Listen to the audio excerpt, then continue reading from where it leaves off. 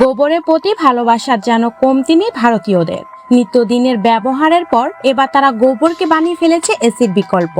গুজরাটের সজল শাহ থেকে শুরু করে পশ্চিমবঙ্গের হিন্ট মোটরের সুভাষ দাস, এমন অনেকে এই পদ্ধতি ব্যবহার করছেন।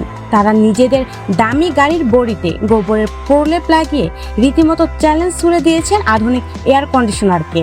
তাদের দাবি, কড়া রোদে মেটাল বডি যতই গরম হোক, গোবরের এই লেপ গাড়িকে অনেকটাই ঠান্ডা রাখে।